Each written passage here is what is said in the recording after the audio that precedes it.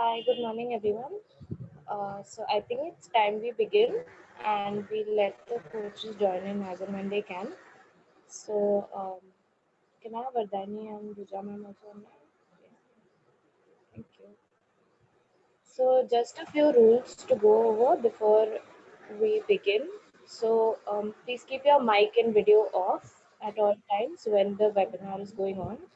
And kindly put in all your sessions in the comment box. The questions could be in Hindi, English, and Marathi. That's fine. And please put in your introduction as well, your name and the academy you coach at with your question. Thank you. And at the end of the session, there will be a feedback form provided. We'll also be mailing it to you, so please ensure that you fill up the form. And I'll now hand over to my colleague Duja to introduce us to today's webinar. Thank you. Thank you so much, Shruti. Firstly, welcome to everybody. Thank you for joining in. Today is World Mental Health Day, where we actually spread awareness about mental health, why it is important to look after our well-being, mental well-being. And we as professionals have been doing it for years. And this year has been really hard for all of us. So we thought that all of them have, some areas have been addressed, like the employees in the company, how the mental health over there has been affected, how athletes have been affected because of this mental health, and Olympic special training, everything is being addressed. And we somewhere felt that coaches are being left out. So we thought it is important to address coaches as well, because sports is all because of coach and players combination, and that's why we have come here for this special webinar. And before I introduce you all to today's speakers, I would ask Vardhani ma'am to joining and introduce again. Thanks, Dvija. Thank you. And welcome everyone. I think we are still expecting a few more people, few more coaches to join in. But before, since we will start, we should start on time. And we have a very, very special guest with us today, very special coach. And I would like to introduce him before we move on to our session. We have Coach Uday Deshpande. He is a very, very senior and a very well-known Malkham coach. He has been training a lot of Malkham athletes for the last 40 years. Over 50,000 students have trained under him, and he's also bestowed with the Lifetime Achievement Shiv Chhatrapati Award. And we are very, very grateful and thankful that he joined us today in this webinar. We would like him to share a few words, and of course I think he's the best person to talk about mental health. And please, I would request Coach Uday Deshpande to unmute and, of course, just share a few words about his experience yeah, and, of course, his understanding about mental well-being for coaches. Thank you, Vardhani. Thank It's you, my sir. we with all of you, the coaches who really mold the champions, the students, the players, athletes, gymnasts, and it's their passion. Like me, it's not my profession. I was working with customs and central excise department for 38 years. But since my childhood, I was participating in competitions, learning different kinds of sports, right from Malkham to gymnastics to athletics to volleyball, basketball, swimming. But whatever little I know, I would like to share with. So I started teaching at a very early age. And as you have said, many students in Mumbai, in Maharashtra, in different parts for other states, and even outside India in about 47 countries, I've been just giving training to the children and mainly making them more conversant with our traditional ancient Indian physical culture, Malkham. But, we have some stalwarts in front of us like Dr. B.P. Baum, sir. Whatever is in our literature, whatever is in our Vedas, all this is very useful for even the modern generation to develop themselves physically as well as mentally, to make them mentally strong. And as you all know, one who speaks is a good coach, one who demonstrates is a better coach, but one who inspires or motivates is the best coach. Fortunately, I have got many coaches who have trained me, and late PL Kale Guruji, the founder of my institution, Shri Samartha Vyayam Mandir, and of course, many people whom I see all around the world, how they started teaching the youngsters, what was their aim behind it, and how deeply they were engrossed. Even the coach of Nadia Comaneci also, Bella Caroli. So how they were beyond comparison, totally concentrated on their own field in their subject. So before I know many of you are deeply involved in this subject, so I would like to hear something more from you. And I'll just give a tip, because there are some good old senior coaches also, there are some youngsters also. So best is, whenever you are teaching somebody, being mentally cool and confident, that is more important. Nowadays, I've seen many aggressive coaches. They feel like they're monsters. When they teach the youngsters, it's the fear what they create in the minds of the students. Instead of that, the coaching is what you bring out of the child. So whatever it is inside, you have to just give it a shape and give it opportunity to come out. So instead of using the harmful methods or very strict, and it always better to, the student also should enjoy what they are learning. And secondly, for the coaches, I will say your physical fitness, mental fitness is of utmost important. I've seen many coaches in their just 40s, not even more, but they are obese, their bellies ouching out, and their physical movements are ugly, what we can see. And if they stand in front of the students as the coaches, it's not a very good sight to watch or good sight to see. So physical fitness of the coach is also utmost important. And I will say only concentrate on the tiniest thing, the easiest thing first, the basics first, and then process to the advanced or difficult moves. I've seen many injuries right on the spot, or maybe after a few years, in the students, in the competitors, just because of the ignorance of the coaches, who made them do something without prior development of their muscles or of the body. So these are the few things which I would like to convey to all. Thank you very much for inviting me and giving me this honor. Thanks a lot. Thank you. Thank Thank you you, very sir. much, sir. Thank you.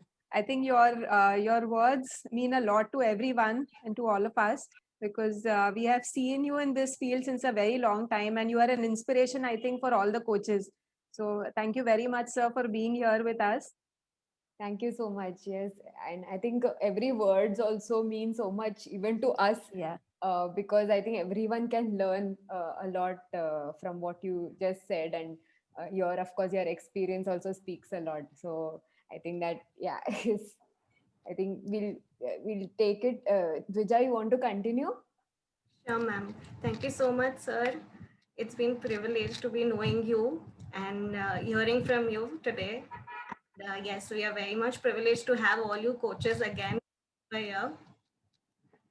So for today's session, our senior sports psychologist, that is Mugdha Barve ma'am.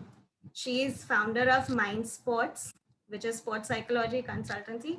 And she is also co-founder of Disha Foundation, which is also counseling center. She is one of the most recognized sports psychologists, I would say, because she is training all the national and international athletes which are associated with Olympic Gold Quest Foundation and who are preparing for Tokyo Olympics. So we are again very privileged to have her today.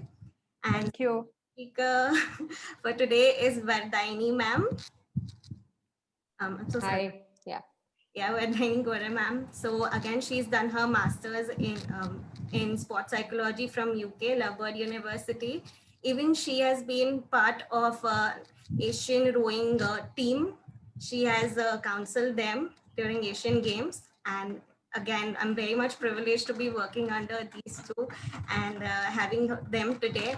And today's basic idea is to give you all an idea that how coaches' mental health also affects, and both the ma'ams will be addressing you all through the same. So I would request Mugdha ma'am and Vardaini ma'am to take over. And yes, Thank you. everyone for joining in. Thanks, Vijay. Thank you so much. Thanks. Mugdha, you want to start? Yeah, first of all, I would like to say the coaches who are present out here and who would be watching the program even later. Uh, it's basically, since even I have been an athlete and I've grown seeing the coaches and watching the coaches, the kind of efforts all of you all put in behind the athletes.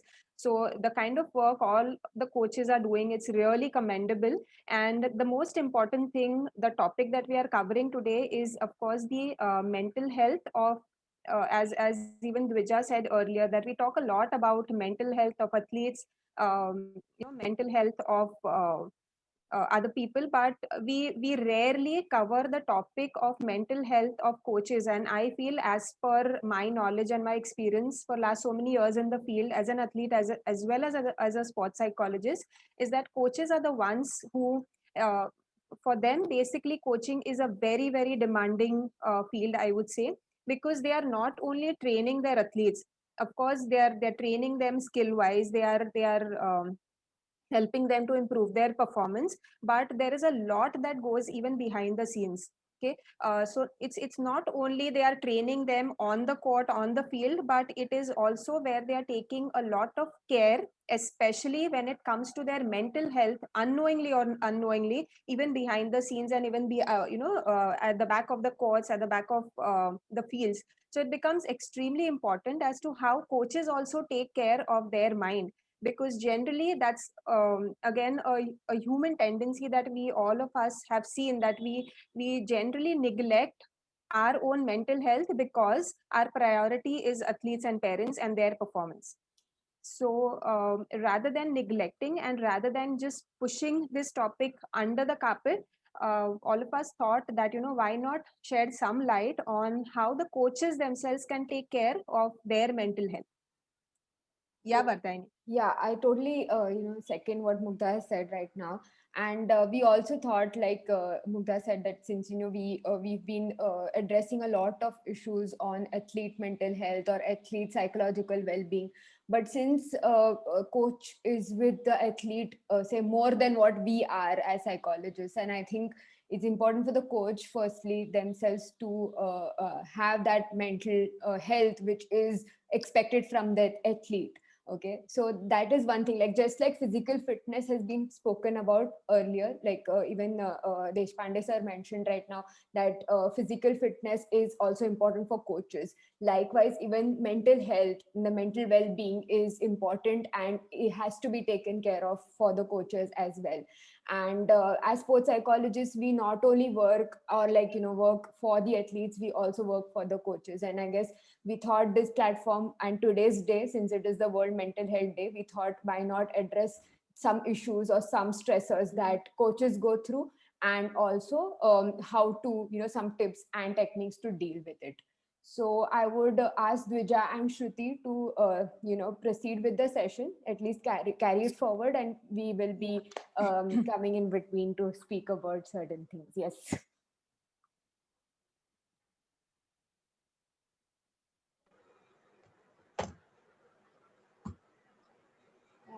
So, ma'am, some of the questions that we often get from coaches or the issues that we commonly face are so in order to explain to them why their mental health is important, can you shed light on the coach's influence on the athlete and how much of a reach they have? Because as well, like you said, coaches are important and they shape their athletes. So why is their mental health important, and how does it have an effect on their athletes? Okay. As we are talking about coaches mental health, so it's as I earlier also said, that it is for their own benefit, of course, when we are talking about coaches mental health, but it has got a lot to do with the impact that it makes on the athletes themselves. Because we all have seen that more than parents, more than even friends, all the athletes are very very close to their coaches. Okay, and most of the times, even I have experienced and I have seen that athletes share certain things, even certain things outside their sport, very much with the coaches. So it becomes very important that coaches are in that mode and in that perspective of listening to what the athletes are saying, to understand and to be very sensitive to the issues that the athletes are discussing with them, and then give their own perspective and manage the athlete. Because as mental trainers, we all believe that it's not only the sporting performance, but it also the kind of things that athletes face even outside their sporting arena has a lot to do with how they are going to perform on the mat, on the court, on the ground.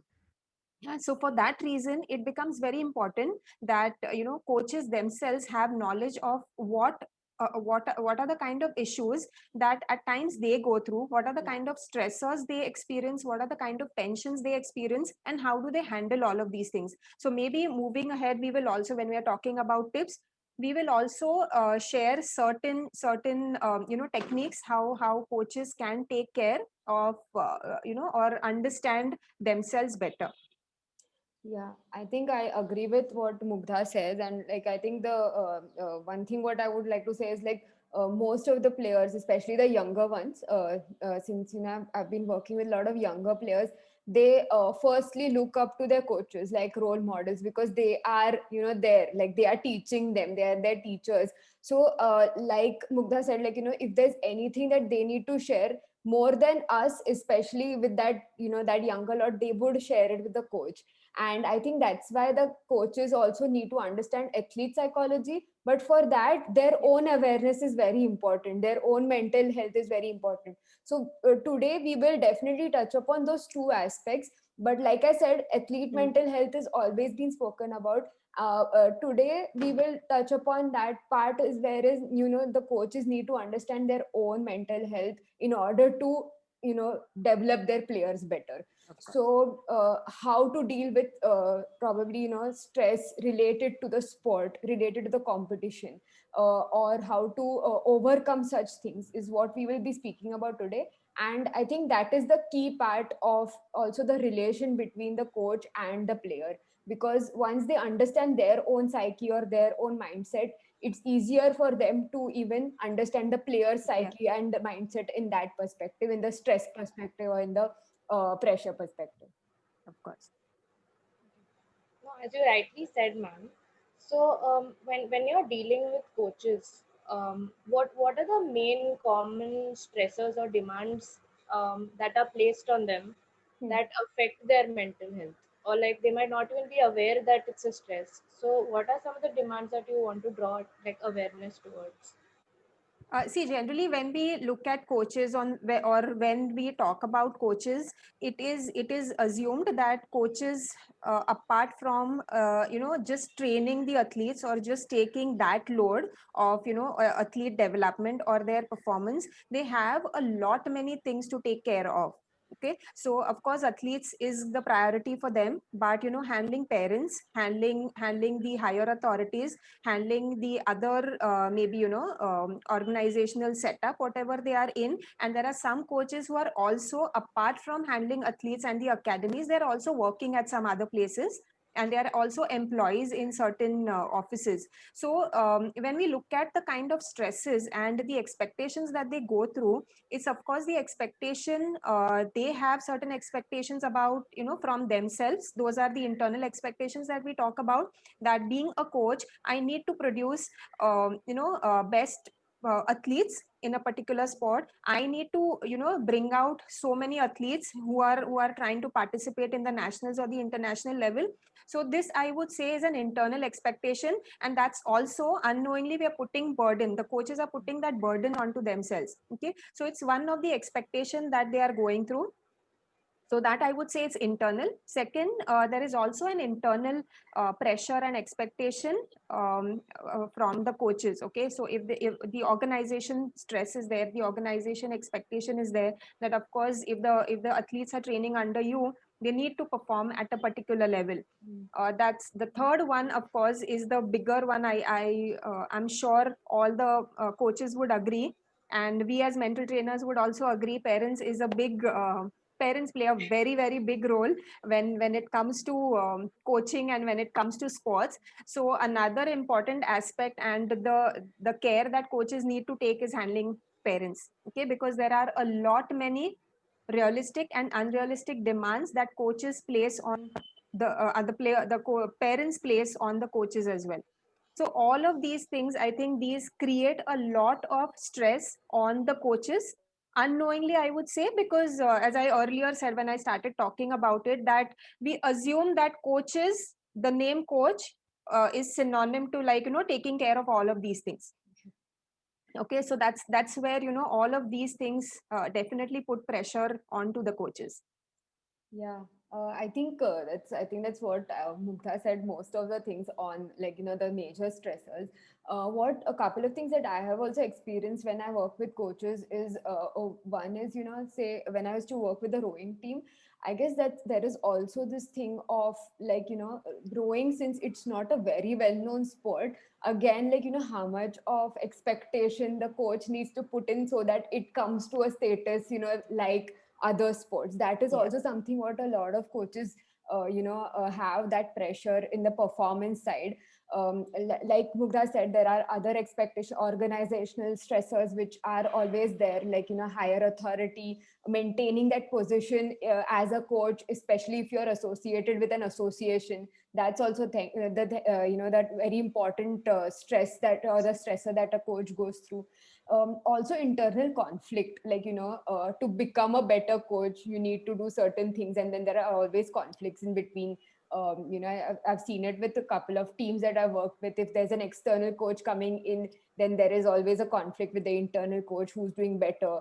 Again, that is also a form of stress. Okay, so rather than focusing on the performance, the focus is more on these conflict issues, or like these other issues that kind of accompany any coaches. And I think, all said and done, how much ever we say that, okay, ignore all this, it kind of comes as a part and parcel of coaching, which needs to be dealt with rather than ignored. Because that's something what, again, if you it's very easy to say ignore it, but it can't be ignored.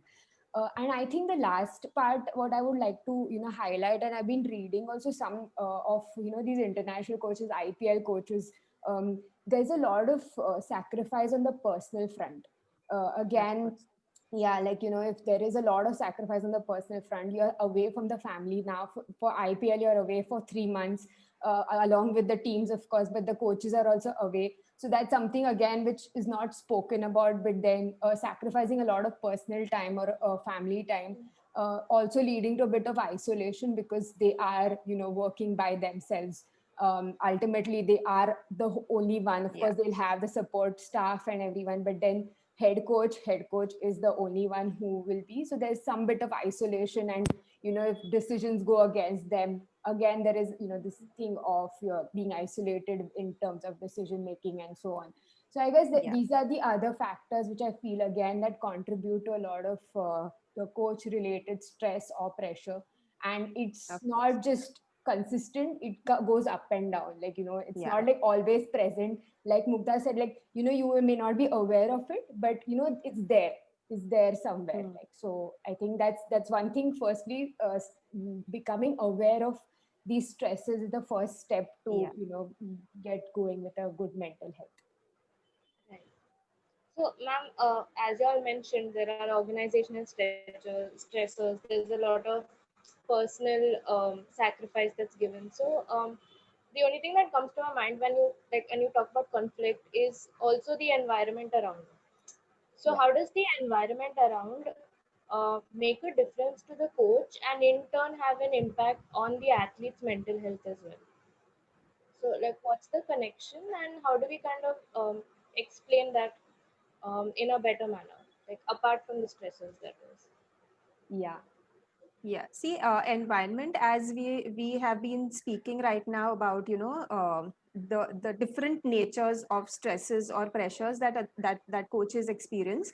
So, just for an example, if you really have to take, how those stresses and pressures have an impact on their own, mental well-being, as well as how it impacts the athletes. So, for example, if I'm experiencing as a coach, if I'm experiencing certain, pressures or certain disturbances outside my sporting area, of course, what is going to happen is I'm going to carry that onto the ground or onto the court, and my interaction with with my athletes is going to actually get impacted. Like if I'm very angry, if I'm under pressure, the kind of interaction and the kind of feedback that I'm going to give to my athletes at times is going to be a little different, because I'm not in my positive frame of mind. I'm maybe irritated as a coach because something has happened, at my office, or something has happened at home. And see, as we have spoken about earlier, and it is very, very important in mental training also, that we look at coach athlete relationship. Because that's also another major area that we always as mental trainers deal with. So athletes are very, very sensitive to the words and dialogues that coaches use with them.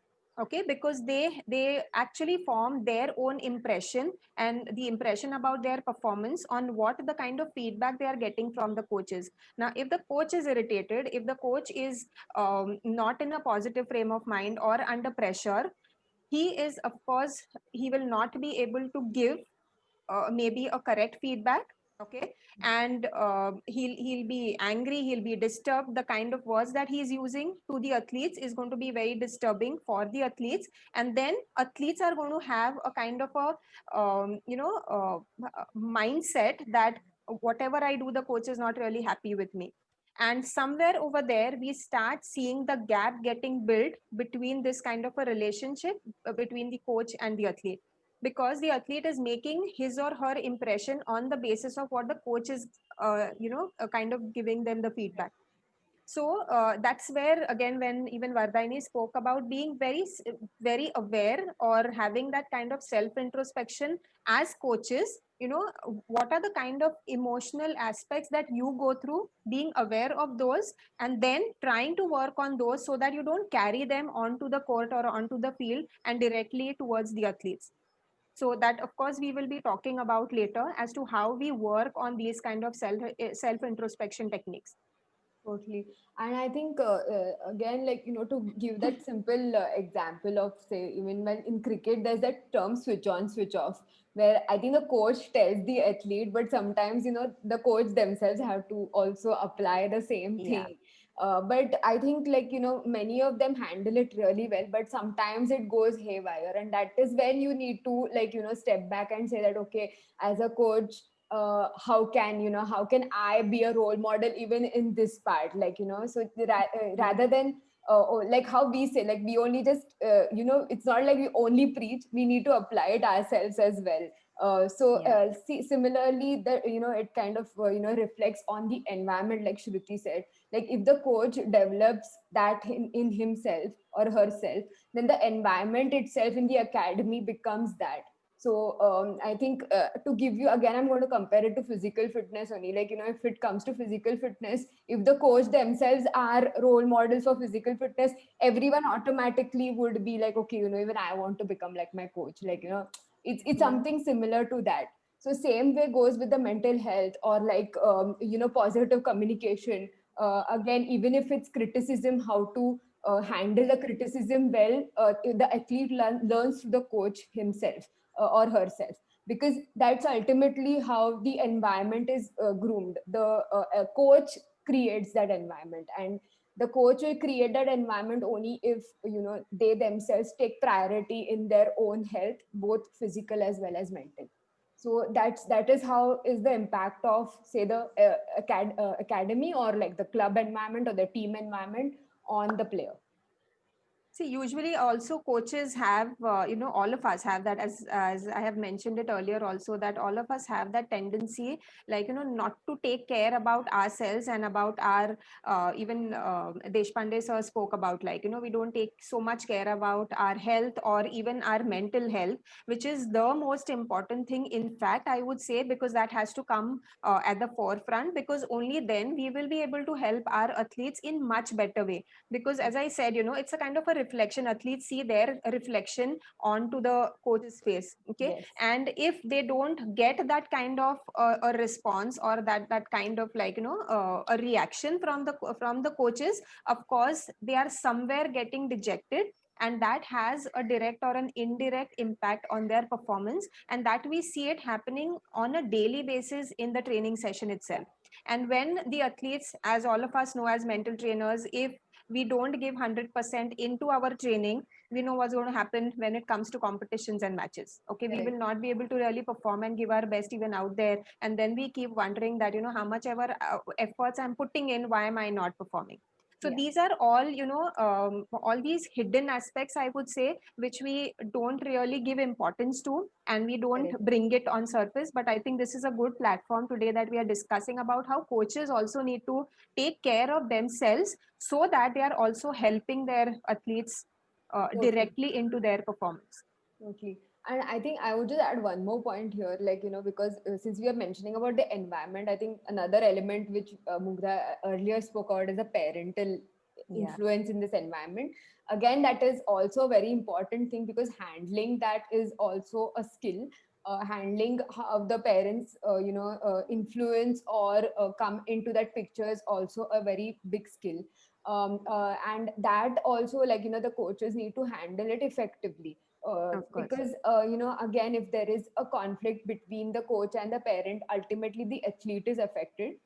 They are torn in between two people who are very important in their lives. Because I think, again, I'll go back to one of the models that we had studied as psychologists, is like the most important part of, say, a 8 to 12-year-old, two people who matter to them are the parents and the coaches. Yeah. And if again there is a conflict, then again, there is the athlete probably hinders their own progress in some or the other way. Hence, I think both, of course, it's the onus is on both the parents as well as the coaches. But again, effectively, as a professional, as a coach, I think that there has to be some form of effective communication that will help it be a bit assertive, rather than going into the negative side of things. So I guess that's also, again, a pressure, but still it can be tackled skillfully from the coach's end. Yeah. So, ma'am, when we talk about, now you mentioned communication, which is obviously one of the mental skills that we do emphasize on, because effective Correct. communication leads to lesser conflict.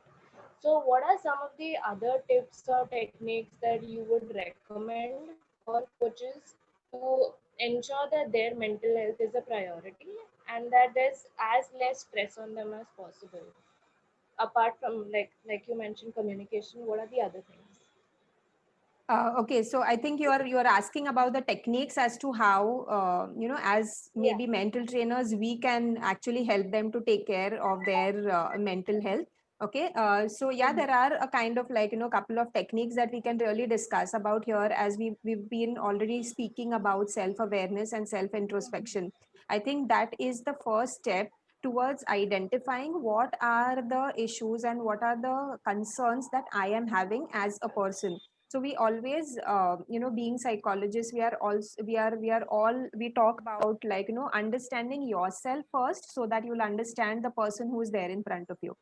So it's very important, and if we are wanting to help our athletes and also our parents in the journey of sport, I think the first and foremost thing that we need to do is be aware of what are the things that are, you know, your strength areas. Okay, the way we do with athletes as well, I think as coaches even we can implement the similar technique to ourselves as coaches.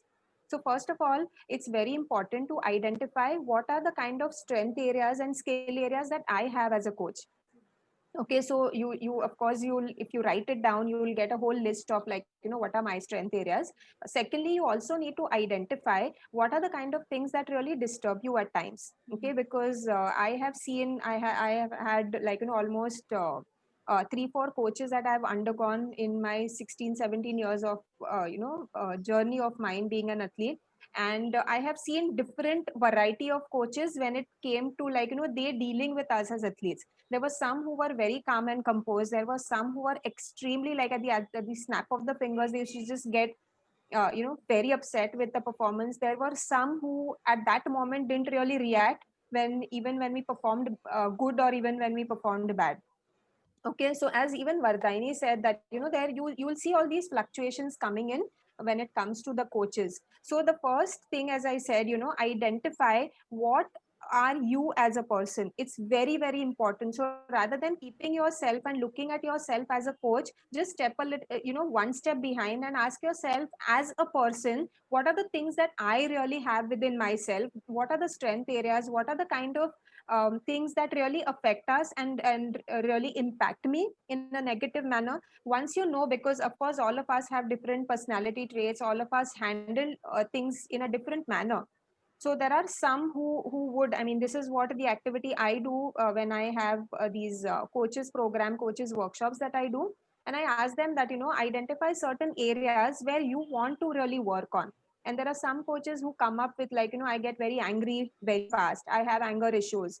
Now these are the factors. When you know and when you become aware of these things, only then you move to the second step of taking and identifying, now what can I do with this. Okay, so when we are talking about techniques, the first and foremost thing comes up is be aware of yourself. Okay, once you identify who you are, then you can take up the second step, that yes, these are my strength areas and how can I maintain those. In a similar manner, what are the kind of areas that I really need to work on? So once you identify that, we as mental trainers or even psychologists can definitely provide you with some help. Another, I would also say that, you know, writing it down, journaling is the technique that we use as mental trainers. Write down the kind of emotions that you go through at various incidences, or at various kind of like, how do you react to certain situations. So these are the kind of things that coaches of course can do it. So I have just mentioned two, maybe Vardhani can talk about a few more. Yeah, sure. I think I'll just carry forward from Mukta said, writing. I think that's something what we see matches. Say now IPL is happening, or like any of the cricket. We see some of these international coaches note down things. Okay, now I'm of course talking from the player coach to the player perspective, that they are noting down how the players are playing. But again, that is also a tool for you, because that helps you organize your own mind about your team in a better way. Okay, so again, noting down even on a daily basis, I'm sure most of you all do it for the players, but noting down for yourself also, like Mugdha said, is very, very important. Like, end of the day, just see that how things are. What are the things that you can improve on, what are the things, because again, like Roger Federer always says that I improve every day. It's not like I'm like the best, because even if a person like that can say that, then everyone can do that, right? Even everyone is learning every day. So I guess how you can self improvise, right? Because I think as a coach, self improvisation definitely is one of the key priorities when it comes to your own mental health. Like, if you know, then you can approach a professional. If you don't know, you are not going to approach a professional if there is a need, isn't it? Like, so even if you feel today that, okay, I may need a psychologist to help me, that's only because you know that there is something that's bothering you, something that's upsetting you. And of course, in these times, because of the last 6 7 months, things have been very up and down for y'all. I'm sure things have not been very steady in many fronts. So hence taking that step further is required, and for that self awareness is very, very important. So being self aware is point number one. Secondly, again, while dealing with the players, or while dealing with, you know, your team, or your the parents, or whoever is in that ecosystem, I guess one thing that, you know, bothers, or like comes to your, you know, always it comes as a pressure, like we always mentioned, is winning. Okay. Okay, yes, of course everyone plays to win, no one plays to lose. No, none of the players are there to like lose. But developing an environment that settles in excellence over winning is something that will help you in turn as well as a coach. Because again, the pressure is there. Of course, I'm not saying pressure is probably inevitable in sport, it will be there always. But the focus of a coach always needs to be in excelling the skills, rather than speaking only about, okay, tournament era, let's focus on winning. Everyone is going to play to win. Okay, but when will they win is when you focus on the process. Now again, you know, this is something what of course we learned technically as psychologists. But I've seen so many coaches, like, you know, I've been reading and also seeing documentaries of all these elite coaches who have been speaking only about the process. And ultimately, yes, it's about the process. It's about how day in and day out we churn the best out of the player, and not just for winning, but developing those skill sets, developing the mastery. There's a very nice quote I recently saw in one of the documentaries on Netflix called The Playbook.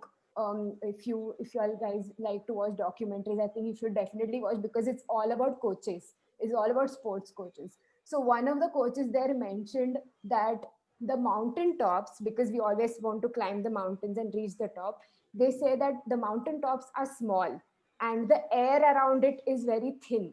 That means you are actually not supposed to be there. You need to come down and climb another mountain again. And that's what, if the coaches accept, the players will accept better. So even there are failures, there will be failures. So if the coaches train the players to actually fail and fail better, then they will climb another mountaintop better. That's all about how coaching is. I'm sure, I think everyone knows this, but then accepting this is harder.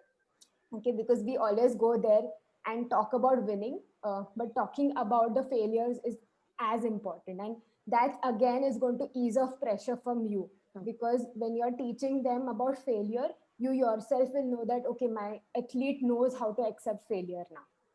Okay, I think these are the two important things that I wanted to speak about. And one Yeah. more tip which I can just add here is that when I work with some of the coaches and players, I also see comparison, which again comes, like, you know, a part of the environment. Again, there is pressure on the coach to, you know, give the best to every athlete, because, you know, again, you know, the parent may complain you're giving her more importance, him more importance. Here again, you know, that is the thing. But, you know, taking the players together as a coach is again a very, very important skill set, and that is going to help you ultimately as a coach. Yeah, that's all. Yeah, one thing I'll also add, and it could be an extension of what I spoke earlier, is when you do your self assessment and identify what are the areas that you are really good at, and what are the areas that you really want to work on. That's the time when you can actually do this. Is the assessment that you have internally done for yourself, and that's the time when you also, as coaches, because mental trainers of course are not only for the athletes, but they are also for the coaches and the parents. So you can, of course, as coaches, take that first step and reach out to mental trainers and sports psychologists, and maybe, you know, get some help from them, that these are the areas that I feel are quite disturbing to me, and that's creating a kind of a gap between me and my athletes. So sports psychologists are definitely there to help you, work on those areas, suggest certain techniques independently and individually as a person who you are. And that's the best thing which, a help as coaches that you can get. Because if I have to share one of the examples, that I had one shooting coach, and the athlete used to come initially to me, And he said that how much ever, like last 3-4 years I've been working on my shooting skills, and in practice I really do extremely well, but I don't really know what happens when I go into the matches. After a few sessions, I asked the coach to come in, and coach said that, I know he's an extremely good shooter, but I don't know what happens to him in the matches, and when he starts performing poorly, I just get extremely annoyed with him and just start saying a few things which of course put his self confidence down. And that's where, that's a kind of a revelation that he has made, that this is what the issue is with me. And he said it's not only with one athlete of mine, but it generally happens that maybe that's my personality, that I just blow my top and I get very angry. So can you help me with this kind of a thing where I can control my emotions and I can control my anger and work on those? So this is where, the coach is also becoming more aware of what are the kind of things that he really needs to work on.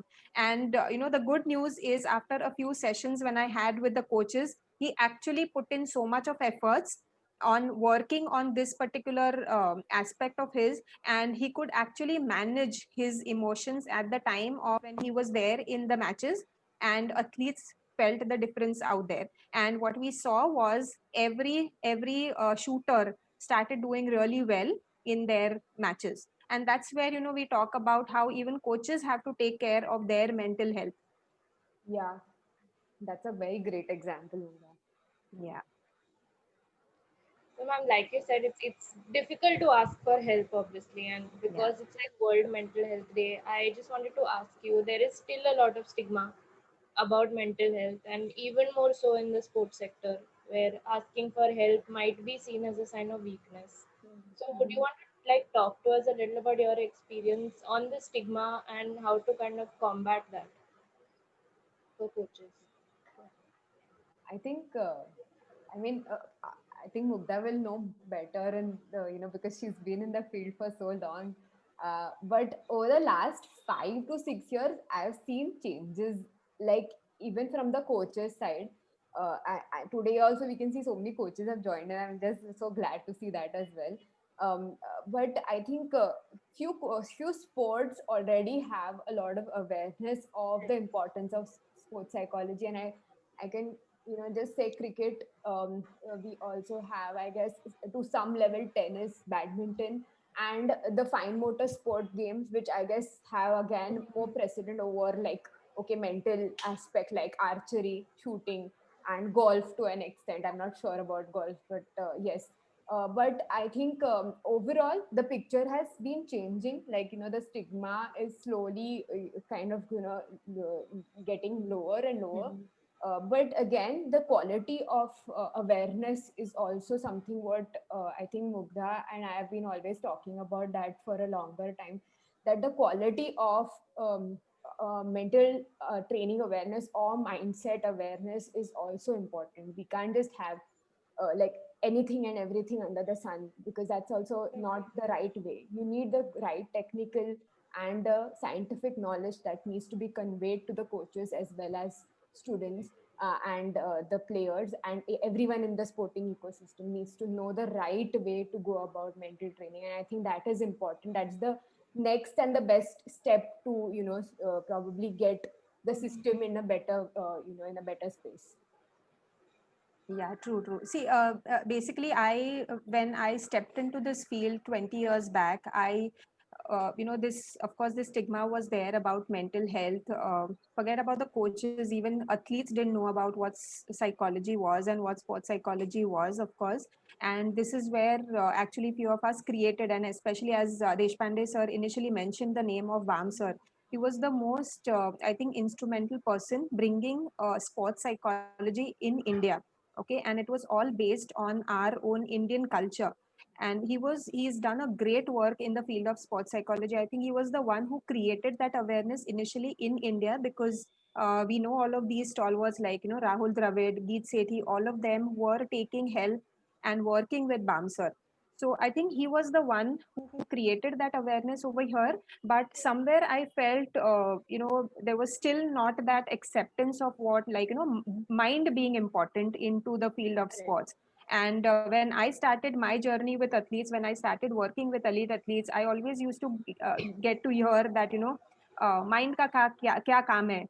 I mean, when I started working with wrestlers, this is what I used to get to hear, like, uthak baithak karo, ho gaya kaam. Mind ka kuch kaam nahi hai yahan pe. Okay, so just train your body, and that's it. That really helps you. So but that journey of mine since last 20 years, and where I am seeing now, where our mental training and sports psychology has come a long way, and I'm sure now the coaches have also become so aware, and they also understand the importance of mind. Because I myself, I take coaches programs, coaches development program through Olympic Gold Quest also. And there are so many coaches every year enrolling into this program, and that itself shows that even coaches want to know and learn a lot more about how mind works, and how they can take care of their own self as well as the athletes.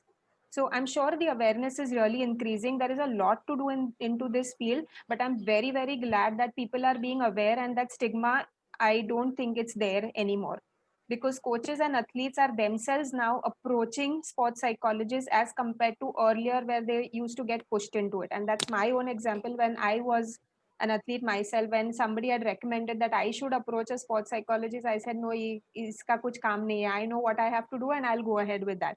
But from there, now I have seen this kind of a big change that has come into our country. Okay, so I think we've covered most of the basic questions that would normally deal with coach mental health and well-being. So I thought we could kind of open up the forum now, and since there are a few people on chat, I think they could unmute themselves and ask questions, and we That'll could be best. engage with each Yes, other yes. to I have a can discussion. even unvideo yourself and Yeah, show yourself, whoever you are. yeah. So I think we have a question.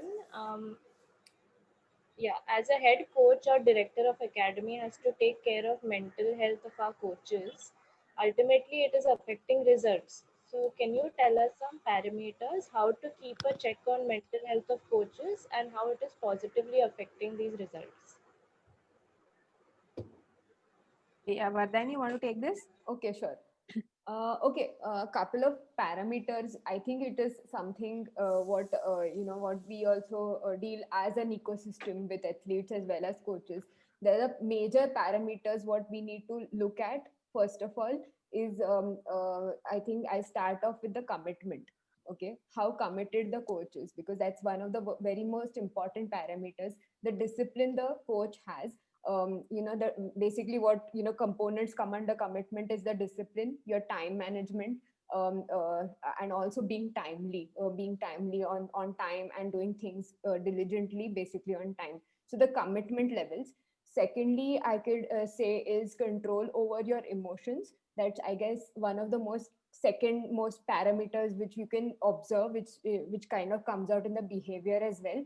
So that's the second part, which is controlling, or managing your emotions better when they are dealing with the coaches, when they are dealing with the athletes.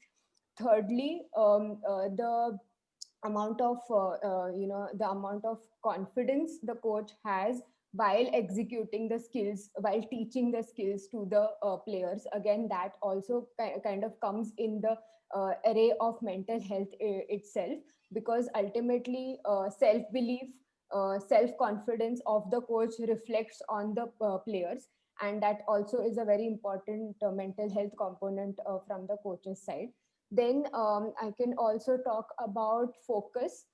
Again, while training the players, it's very important to see whether the coach is focused on the, like I've always mentioned, the process of development, the process of excellence, the process towards developing a very healthy player, a mentally as well as physically healthy player, rather than the results.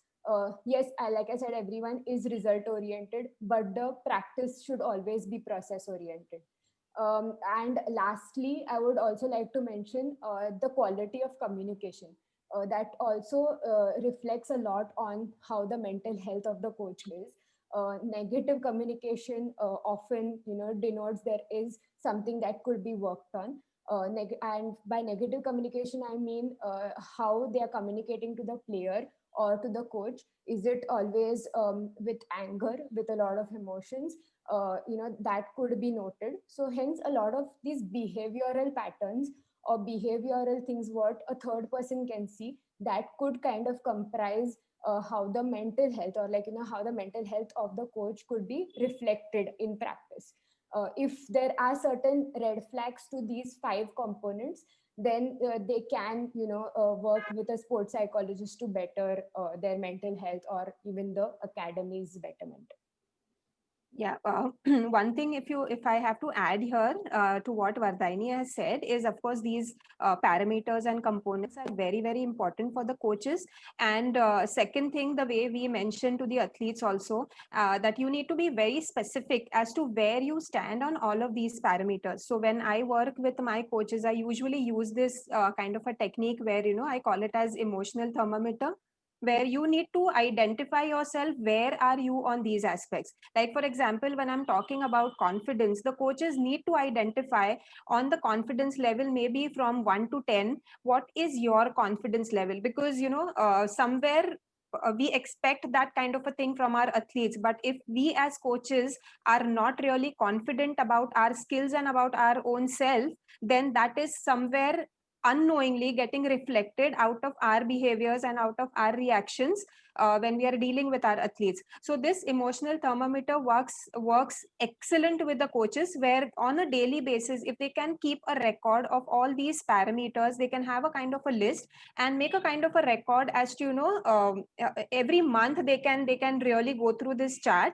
And by taking certain steps, as Vardhini has said, if we find that you are a little low on confidence level, you can approach a sports psychologist. They will definitely help you to work on all of these aspects, and then you can see the growth happening on all of these areas. Once you do that, what ultimately we are achieving out of this is, of course, me as a coach, I'm becoming extremely confident. I know what are the areas that are really helping me, and again, directly all of these components are going to help my athletes whom I am working with. So it's a kind of like, you're helping yourself as well as you're also helping your athletes to do better in their sport.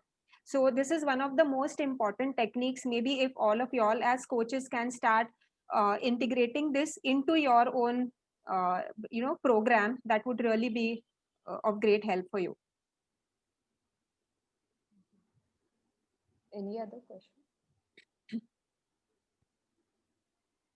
Do we have any other questions? Anyone wants to say something?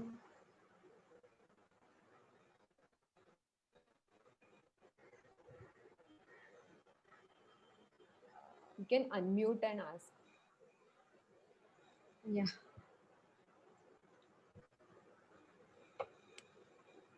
Yeah, Can if even be a general Deshpande discussion. sir, if he's there, maybe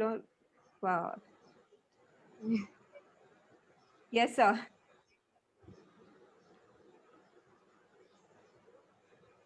So you are on mute, sir. Mute, sir. Sir is on mute. Okay, now I can. I think Yes, I can, yes. you can hear me. So it's very nice discussion. I was just enjoying and even Sanjeevani Purnapatra asked a very vital question. Yes. Yeah.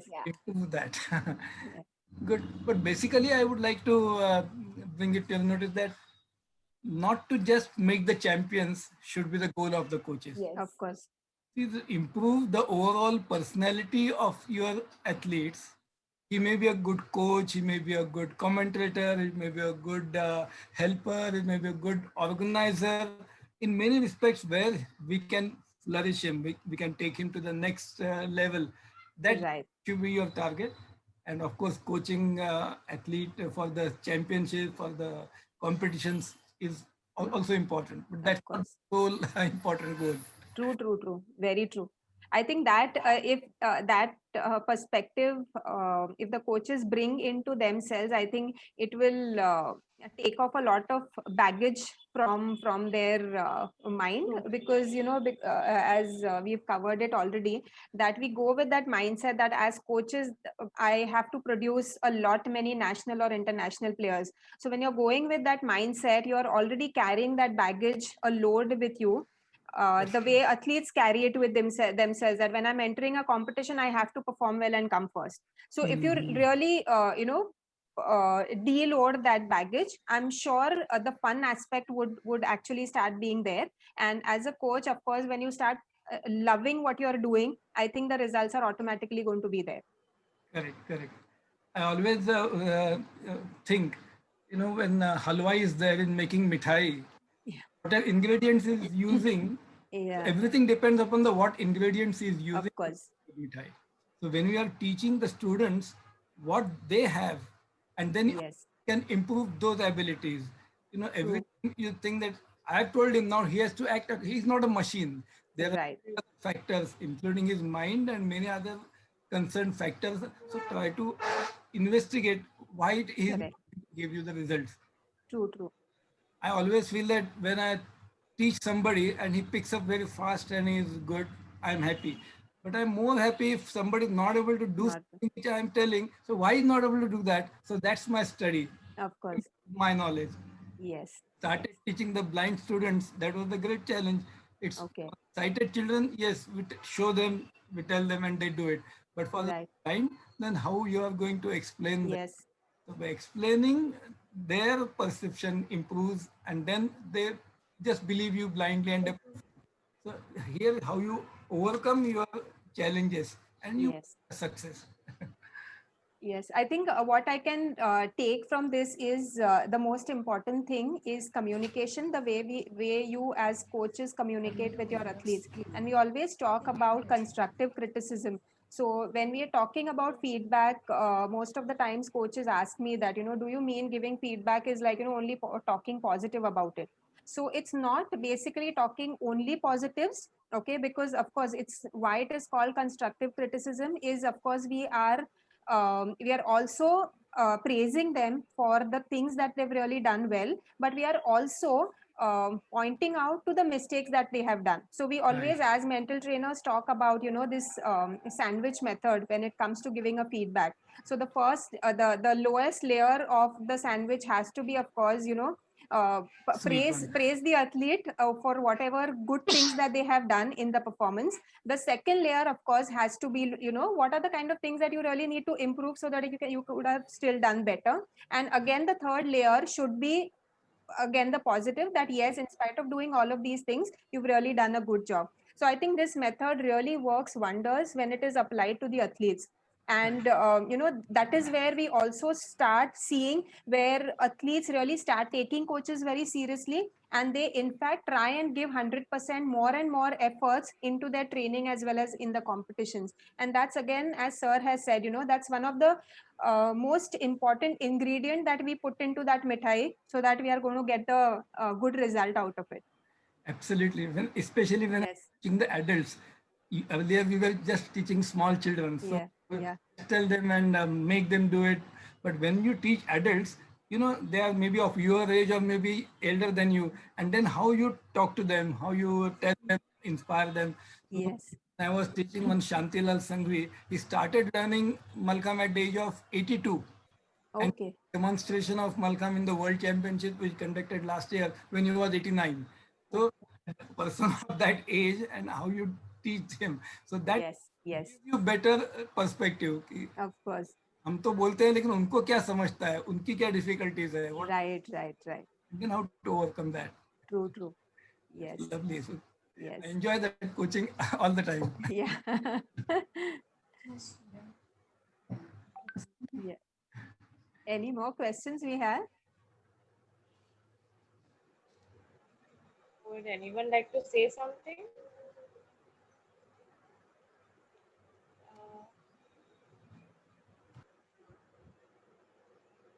I don't think, ma'am, there are Yeah. any more questions. It's okay. Okay. Okay, so I'm just sending a feedback form in the chat regarding the session. So please do make it a point to fill that up. And I think I want to thank everyone for being here, and thank you, ma'am, and Uday Deshpande sir for enlightening us with so much of information. And I'm glad we had a first of its kind conversation, which is wholly centered on coaches, because it's we've never actually done this before, and I think our coaches need our help a Yes. lot more now. And yeah, so I'm very glad. Thank you all the participants for being here, also for taking time out and uh, coming to be here on this forum. So Thank thank you you. so much, and we're always there. You can always let us know if you all need any help. We'll be sending, I think, a brochure with our information as well. So you all can always write to us, and hopefully we can have many more such webinars and help even more. Sure. Hopefully in Is there person. anything you want to say before we leave? Yeah. Yeah. Is there anything Thank you'd you. like to say before we wrap up? No, I think like Shruti said, I guess just we can have many more such sessions. But if any specific concern, our team is always here, and we'll send you our brochure so you can get in touch with us Of course. Of course. and have a Yeah, so great mental yeah, health. Yeah. Keep So that a in priority as future, well. yeah, if in future you as coaches need any specific topics that we want to cover, so I think y'all can definitely send an email to us, and we'll cover those. Yeah. Sure. Thank you so much. Thank you. Thank you, Thank everyone. you. Thank Everyone. you. Bye. Thank you. Bye bye. Bye. Bye, ma'am.